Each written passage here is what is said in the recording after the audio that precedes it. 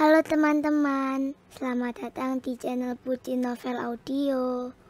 Jangan lupa subscribe ya. Terima kasih. Episode 26.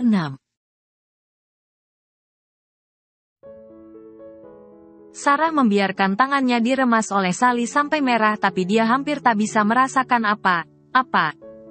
Sally, hentikan semua ini. Suara bentakan itu keluar dari mulut papanya yang sedari tadi diam tak bicara apapun. Mata itu semerah saga. Tak bisa ditebak apa yang kini ada di dalam hatinya. Dan semua yang ada di dalam ruangan itu terpaku pada satu titik. Pada Sally yang kini seperti orang tak sadar dengan dirinya sendiri. Hentikan saja sandiwaramu ini, Sally. Tak ada yang perlu dijelaskan lagi. Kamu harusnya sedikit punya rasa malu. Karena jika papa dan mama tahu apa alasan kepergianmu itu, bersama siapa dan apa yang telah kamu lakukan, mungkin mereka enggan melihatmu lagi. Tiba Raka menepis genggaman Sally pada tangan Sarah, membuat Sally tercengang dengan sikap Raka yang tanpa perasaan itu. Raka, aku hanya membuat satu kesalahan. Kamu pasti akan memaafkan aku seperti biasanya. Sarah mengangkat wajahnya yang sembab itu pada Raka. Cukup, Sally, jangan berusaha memperkeruh suasana. Aku tidak perlu menyebutkan secara terbuka kesalahan apa yang membuatmu sama sekali tidak pantas dimaafkan itu. Jangan merendahkan harga dirimu dan berpura-pura lupa. Aku menahan diri. Karena masih memandang Om dan Tante Wijaya. Raka mendekatkan wajahnya kepada wajah Sally setengah berbisik, dengan suara geram. Semua sudah terang benderang, tak ada lagi yang kami luruskan. Untuk semua hal yang telah terjadi aku minta maaf. Khususnya kepada orang tuaku yang tidak tahu apa. Raka berdiri dari duduknya, dan membungkuk dalam rasa penyesalan yang dalam. Sally sekarang benar begitu putus asa, seperti orang yang kehilangan cara untuk kembali. Tante, Sally kembali beringsut pada Mama Raka yang menatapnya begitu dalam. Tatapan yang menyimpan 1000 makna. Perempuan yang dikenalnya penuh kasih sayang itu, seolah tak lagi dikenalnya. Sally, Mama berbicara untuk pertama kalinya kepada Sally. Setelah sekian lama diam 1000 bahasa. Tante, aku minta maaf. Sally menunjukkan wajah menghibah dengan amat sangat. Bersimpuh sambil memegang lutut Mama Raka. Tiba Mama Raka mengusap kepala Sally dengan lembut. Menatapnya dengan pias yang berubah hangat. Tante memaafkanmu, nak, katanya bergetar. Sally mendonggak tak percaya. Begitupun Raka dan Sarah. Mereka bahkan berhenti berkedip saat Mama mengatakan itu. Mama, Raka yang dalam posisi berdiri bahkan tanpa sadar, mengeluarkan volume tinggi karena terkejut. Mama memaafkan Raka. Mama memaafkan Sarah. Mama juga memaafkan Sally. Untuk apapun yang terjadi, desahnya. Tapi, setiap kata maaf bukan untuk memberi kesempatan mengulang atau berusaha mengembalikan masa lalu. Maaf diberikan adalah untuk bisa memperbaiki diri sendiri meski tak selamanya bisa memperbaiki keadaan. Mama masih mengusap rambut anak gadis yang dulu pernah dekat dengannya itu. Sally sayang. Maaf memang tak punya batasan. Tapi memberi maaf tak selamanya selalu bisa dilakukan oleh seseorang. Sayangnya Tante juga mempunyai hati yang berbatas.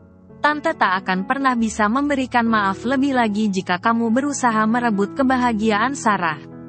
Bahkan Raka pun tak akan menerima satu kata maaf lagi dari Tante jika dia menyakiti Sarah. Karena dia adalah anak Tante sekarang. Suara itu begitu bening dan halus tapi terasa begitu dalam menyayat. Dia tidak perlu menurunkan tangan serta kata kasar. Tapi kalimat lembut sudah cukup membuat setiap yang mendengarnya tahu di manakah dirinya berpihak. Sally menatap wajah Mama Raka seperti sebuah boneka tak bernyawa. Dia sungguh tak percaya apa yang didengarnya. Seketika wajahnya pucat pasi. Dia terduduk di atas kakinya sendiri. Rasa putus asa yang dirasakannya sampai ambang batas yang tak bisa lagi ditoleransi oleh dirinya sendiri. Dia berusaha bertahan dengan kedua telapak tangannya di lantai yang seolah lebih dingin dari es batu. Dan di detik berikutnya Sally terkulai dan terjatuh ke lantai, tak sadarkan diri. Mama Sarah terpekik, menyongsong tubuh Sally. Sayang. Dengan cemas dia mengangkat kepala Sally ke atas pangkuannya. Menepuk pipi Sally. Semua sejenak saling pandang. Kemudian Sarah turun dari kursi yang didudukinya perlahan, mendekati tubuh Sally. Tapi mamanya mendorong Sarah dengan pandangan marah. "Jangan berpura-pura bersikap simpatik," semburnya. Suasana menjadi sangat tegang. Papa Sarah maju mendekat, berusaha ikut menyadarkan Sally. Tapi Sally tak bergeming. Wajah sembab dengan rambut berantakan itu seperti kapas. Dia benar sok hingga tak sadarkan diri. "Pa, kita harus membawanya ke kamarnya." Mama Sarah membeliak pada suaminya itu. Sang papa mencoba mengangkat tubuh Sally tapi badan tuanya tak sebanding dengan beban yang diangkatnya. Mama dan Papa Raka berdiri sedikit bingung harus berbuat apa sementara Raka menatap acuh. Seolah Sally tidak lebih sedang bermain peran di depan matanya. Sarah mendonggak pada suaminya yang berdiri tak jauh dari dirinya. Raka membalas tatapan itu dengan mata yang berkedip menunggu. Dia tahu Sarah menginginkan dia melakukan sesuatu. "Biarkan Raka membantu membawanya, Pa." Sarah kemudian memegang pergelangan ayahnya. Sejenak Raka berdiam di tempatnya dengan raut enggan yang tak bisa disembunyikan tapi karena rasa semua orang kemudian menoleh kepadanya.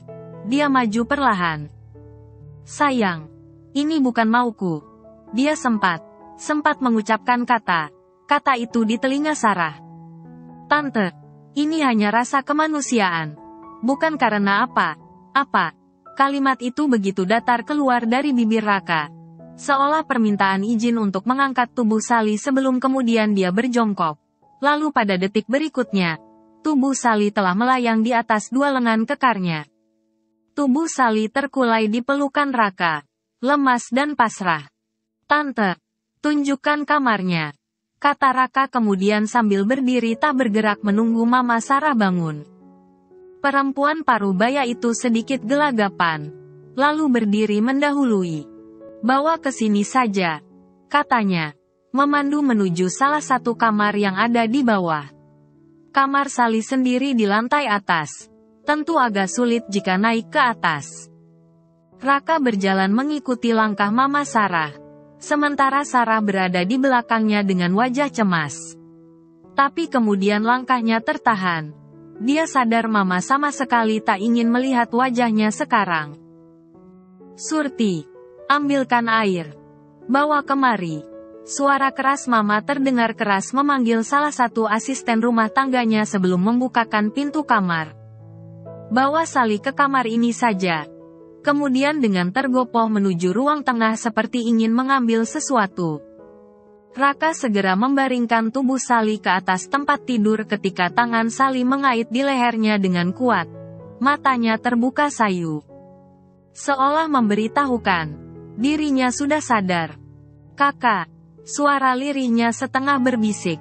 Memanggil nama Raka dengan panggilan kesayangan yang biasanya ditujukannya pada Raka dahulu.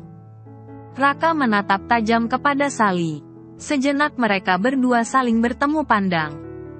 "Lepaskan tanganmu, Sally." Suara Raka terdengar setengah menggeram. Dia begitu risih dengan apa yang dilakukan Sally. "Kakak, aku merindukanmu." Suara lemah itu terdengar mendayu. Wajah mereka begitu dekat. Karena Sally menarik leher Raka lebih kuat. Dengan sedikit kasar, Raka merenggut tangan Sally dari lehernya. "Jangan panggil aku lagi dengan panggilan itu. Aku merasa jijik mendengarnya." Desis Raka dingin. Kenapa dulu kamu tidak menyentuhku? Kenapa kamu memperlakukanku seperti tak pernah tertarik pada diriku? Kenapa pada Sarah kamu bisa melakukannya?" Sally menarik tangan Raka. Sebelum Raka berbalik. "Pertanyaan macam apa itu?" Raka menatap Sally tajam. "Ini salahmu. Kamulah penyebab semuanya. Tahukah kamu? Aku merasa dicintai dan diinginkan ketika bersama Bram. Tapi bersamamu aku merasa diacuhkan. Bahkan untuk sebuah ciuman pun begitu sulitnya aku mendapatkannya. Sally mengucapkan kalimat itu tanpa malu sama sekali. Raka melepaskan tangan Sally. Wajahnya kemudian menyeringai seolah melihat Sarah begitu rendahnya. Sally, aku tak menyangka. Untuk mencari orang yang sukacita menginjak harga dirimu kamu rela melemparkan dirimu pada orang lain. Jika kamu benar ingin tahu kenapa aku berusaha tak menyentuhmu meskipun kita telah bertunangan, maka aku akan menjawabmu. Aku berusaha tidak merusak kesucianmu sampai kita melakukan pernikahan yang sah. Kenapa? Karena aku menghormatimu. Menghargaimu sebagai orang yang kusayangi. Aku ingin kamu merasa dijaga dan dihargai serta bangga tetap suci di hari aku memanggilmu sebagai istri. Raka berkata dengan ekspresi yang begitu datar. Sayangnya, aku terlalu naif. Begitu bodoh berusaha menjaga sebongkah batu yang kukira berlian. Raka menarik sudut bibirnya, membalikkan tubuhnya dan berjalan dengan langkah ringan keluar dari kamar itu diiringi pandangan Mama yang hampir bertabrakan dengannya dengan sebotol minyak kayu putih di tangannya. Makan malam yang direncanakan malam itu tak pernah terjadi. Semua telah kehilangan mood untuk melakukannya. Berkali-kali Papa Sarah mengucapkan permintaan maaf atas semua kejadian yang telah lewat, di mana mereka menyembunyikan rahasia misteri pernikahan Raka dan Sarah dari orang tua Raka sendiri. Papa dan Mama Sarah tidak terlalu menanggapi meskipun raut kecewa terpancar tanpa bisa mereka sembunyikan. Betapa tidak, masa depan anak mereka telah dipermainkan begitu saja, tanpa mempertimbangkan perasaan orang tua yang begitu menyayanginya. Papa Raka pamit bahwa mereka harus segera pulang dengan alasan kepalanya tiba sakit. Mungkin hipertensinya naik dan lupa mengonsumsi obat sebelum berangkat tadi. Mama Sarah hanya diam dengan tenang. Sedikit pun tak berbicara lagi, hanya senyum terpaksa menghiasi bibirnya. Sementara Raka dan Sarah tampak sudah tak sabar ingin segera meninggalkan rumah itu. Di dalam mobil, mereka semua menjadi pendiam. Mungkin tak tahu apa yang harus dibicarakan. Rasa sok sekaligus kecewa mungkin masih bergelayut di hati dua orang tua itu. Merasa dibohongi sedemikian lama tentu saja bukan hal yang mudah diterima, atau mungkin mereka sedang berusaha mencerna kejadian yang barusan terjadi. Raka dan Sarah tentu tak ingin memperkeruh suasana dengan berusaha berbicara atau membela diri. Cukup saja waktu yang memulihkan setiap luka dan kekecewaan. Orang tua kadang merasa marah atas kesalahan anaknya. Tapi mereka tak pernah benar marah pada mereka. Sarah dan Raka berbaring di atas tempat tidur, berhadapan dan hanya saling memandang. Raka menyeka anak rambut yang jatuh menutupi sebagian pipi istrinya itu dengan telunjuknya. Sayang, kenapa kamu memandangku seperti itu? Tanya Raka, perlahan. Dia tak tahan melihat istrinya yang sedari tadi berdiam diri. Tak bersuara sedari mereka berdua berganti pakaian dan naik ke atas tempat tidur. Aku hanya merasa lelah. Suara Sarah terdengar bergetar. Tubuhnya meringkuk. Kedua tangannya memeluk lututnya sambil tetap dalam posisi berbaring miring. Seperti anak bayi yang tak berdaya. Sayang, semua sudah kita lewati bersama. Tidak ada yang perlu kamu takutkan lagi, kata Raka, sambil mendekat pada tubuh yang meringkuk itu dan memeluknya dengan hangat. Tidak apa sayang, aku akan selalu bersamamu. Raka berbisik lembut sambil mencium rambut Sarah dengan sayang. Sarah tak bisa menahan isaknya. Dia begitu lega telah menemukan seseorang yang mencintainya dan sebuah keluarga yang menyayanginya. Dia tak akan pernah lagi merasa sendiri dan mengutuk nasibnya yang tak beruntung di dunia ini. Sayang, kata Dokter Yogi, ibu hamil tidak boleh stres apalagi banyak menangis. Tidak baik untuk perkembangan janin. Raka berucap hangat, sambil mengusap punggung istrinya itu. Tangan Sarah tanpa sadar menyentuh perutnya yang masih terasa datar. Tapi dia tahu ada satu nyawa di sana yang menjadi muara kehidupannya dan Raka sekarang. Sarah membenamkan wajahnya di dada Raka. Menggosok wajahnya di kaos tipis yang dikenakan Raka untuk menghapus sisa air matanya sambil merapatkan tubuhnya ke pelukan suaminya dan berbisik lirih. Sayang, terima kasih untuk semuanya. Tok, tok, tok. Bunyi pintu kamar diketok. Sarah berusaha membuka matanya yang terasa berat. Dia menatap ke atas langit. Langit kamar. Ruangan itu mulai terang. Cahaya matahari pagi menerobos dari sela tirai, sedikit menyilaukan mata. Raka masih tidur nyenyak. Kaki Raka mencangklong begitu rupa di atas paha Sarah.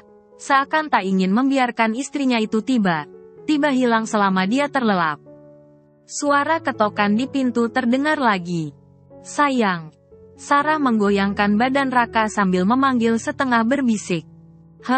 Raka menyahut dengan dehem malas. Sementara kedua matanya tetap terpejam. Dia sepertinya benar mengantuk. Sayang, bangun. Kenapa? Kamu tiba mual lagi? Ada yang mengetok pintu. Raka membuka matanya dengan terpicing. Lalu mengernyit dahinya. Siapa? Sarah tak menjawab tapi jari telunjuknya menempel di bibirnya. Ketokan terdengar lagi. Sayang. Kalian masih tidur. Suara renyah nan hangat yang sangat mereka kenal terdengar dari balik pintu. Mama. Sarah dan Raka menyahut berbaringan lalu seperti anak kecil mereka berdua bergegas turun dari tempat tidur. Ya, Ma. Raka meloncat masih dengan celana pendek dan kaos tipisnya setengah terburu menuju pintu. Sementara Sarah bergegas membuka gorden yang menutup jendela kaca kamar. Rasa malu mencubit wajahnya ketika melihat ke jam dinding kamar. Jarum pendek sudah hampir berada di angka 8. Dia benar merasa menjadi menantu tak tahu diri. Berada di rumah mertua dan tidur sampai sesiang ini. Mama berdiri di ambang pintu dengan wajah segar bugar dan senyum yang begitu lebar. Di tangannya ada nampan kecil berisi segelas susu hangat. Ketika Raka membuka pintu. Sayang. Apa kabarmu pagi ini? Senyum lebar dengan mata berbinar hangat itu tertuju lurus kepada Sarah yang berdiri kikuk di depan pintu balkon kamar yang baru saja dibukanya itu. Baik. Ma. Sarah menjawab gugup. Seperti anak yang kedapatan mencuri permen. Mama melangkah ke arah Sarah seolah tak melihat Raka yang menyeringai lebar sambil tangannya masih berada di gagang pintu. Raka melongo melihat tingkah Mama yang mengacuhkan kehadirannya begitu saja. Tidak sedikit pun dia menoleh pada Raka yang sudah siap menyambutnya dengan basa-basi. Sayang. Mama buatkan segelas susu hangat untukmu. Mama menyodorkan gelas kepada Sarah. Wajah Sarah menjadi semakin bersemu merah. Dia benar merasa sangat malu. Sudah bangun kesiangan malah diantarkan susu oleh mertuanya sendiri. Dengan tangan gemetar disambutnya gelas itu. Lalu menundukkan kepalanya dengan sungkan. Maaf. Jadi merepotkan Mama. Mama tidak repot kok. Cuma sedikit khawatir. Tadi malam kalian langsung naik ke kamar dan kamu belum makan apa sampai pagi ini. Perut yang kosong terlalu lama ditambah perubahan hormon bisa membuat mual di awal kehamilan lebih parah. Sahut sang Mama. Sarah mengangkat wajahnya.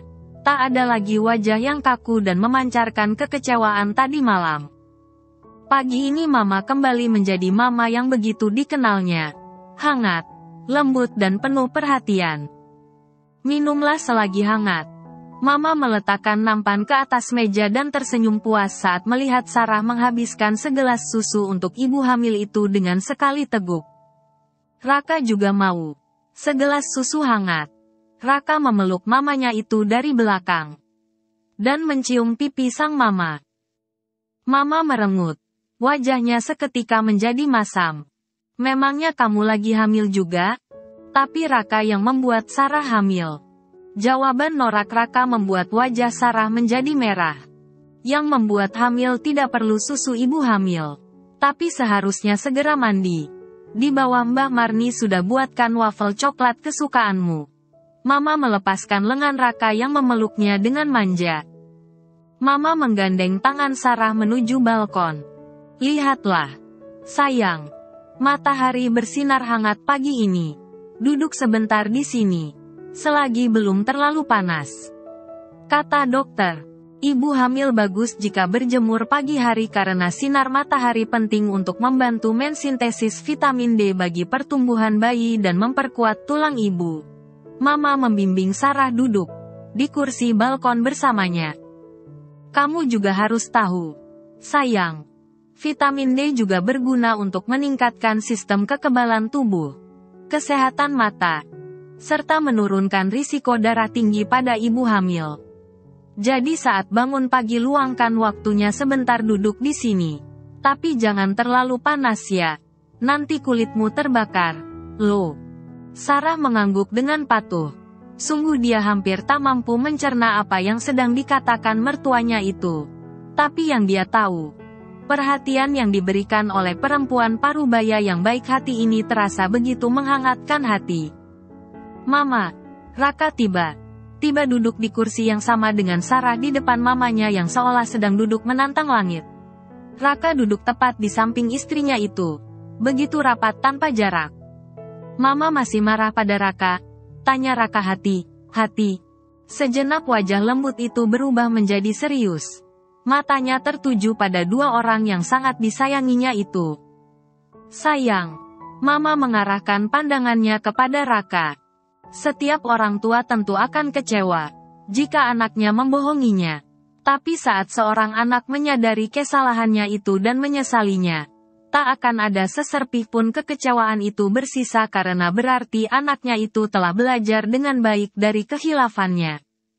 Setiap kesalahan adalah pembelajaran jika kita mau mengakuinya dan tak berusaha mengulangi kesalahan yang sama, ucap Mama. Sarah dan Raka sama terdiam. Mereka tak mempunyai keberanian menantang bola mata hitam yang berbinar menatap mereka itu. Tidak ada orang tua yang bertahan begitu lama tak berbicara kepada anaknya. Semarah apapun mereka. Apapun yang telah kalian lakukan, entah itu kesalahan atau kekeliruan, jadikan itu sebagai pelajaran karena kalian ke depannya akan menjadi orang tua juga. Mama menghela nafasnya sejenak. Dan untuk kalian berdua, dengarkan nasihat Mama ini baik, katanya kemudian. Sebagai suami istri, kalian bukan lagi dua tapi satu. Jadilah sehati sepikir menghadapi segala persoalan rumah tangga kalian. Dalam perjalanannya, berbeda pendapat mungkin boleh. Menjadi kesal satu sama lain adalah wajar, tapi jangan pernah bertengkar dengan suami atau istrimu sampai matahari terbit di esok hari. Karena pertengkaran yang terlalu lama bisa membuka celah kesalahan yang lainnya. Masalah sehari cukup untuk sehari. Kesusahan semalam cukup untuk satu malam. Besok akan ada hari dengan kesusahannya sendiri. Suara itu begitu tenang dengan intonasi yang sangat teratur. Menyusup ke gendang telinga dan masuk sampai ke relung hati. Sarah terpesona pada seraut wajah yang masih nampak cantik di usia senja itu.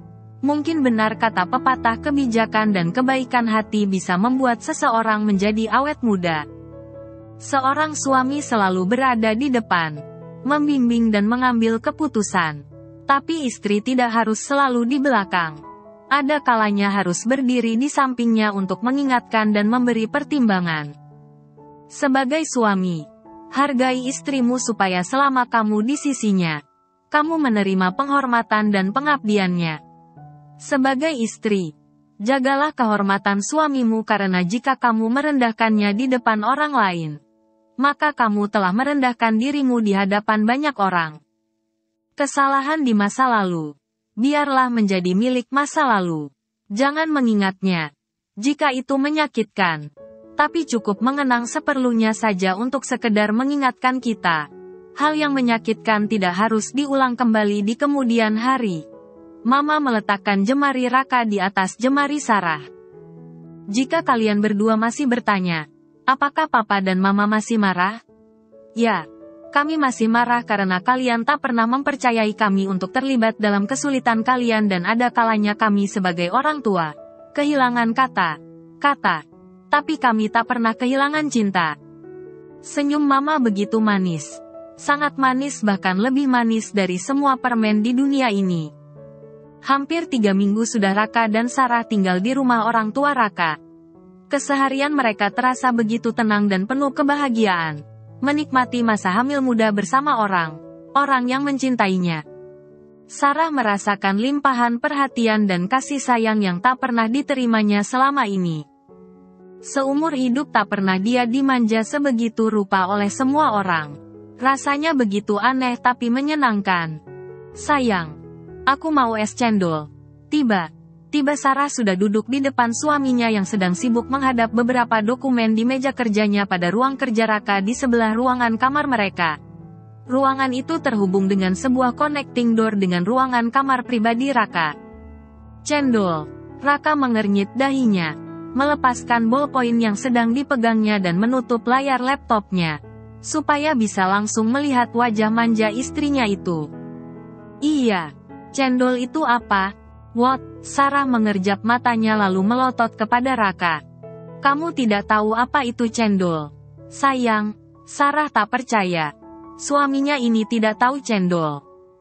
Raka menggeleng kepalanya dengan serius. Cendol itu buah? Memangnya di SD kamu pernah dengar guru memperkenalkan cendol sebagai buah? Raka menaikkan alisnya lalu menggeleng lagi. Berarti itu bukan buah. Cendol itu minuman. Sayang. Sarah menepuk dahinya sendiri. Di kantin sekolahku dulu, ibu kantinnya juga jual es cendol. Loh. Es cendolnya enak. Sarah menceritakan dengan bersemangat. Tapi di kantin sekolahku tidak ada yang jual es cendol. Sahut Raka membela diri. Itu buka Google dulu. Searching es cendol itu gimana bentuknya? Masa si cendol saja tidak tahu? Sarah merengut di seberang meja. Kok mendadak mau yang aneh? Aneh, Raka menatap Sarah bingung. Bersambung dulu ya teman-teman.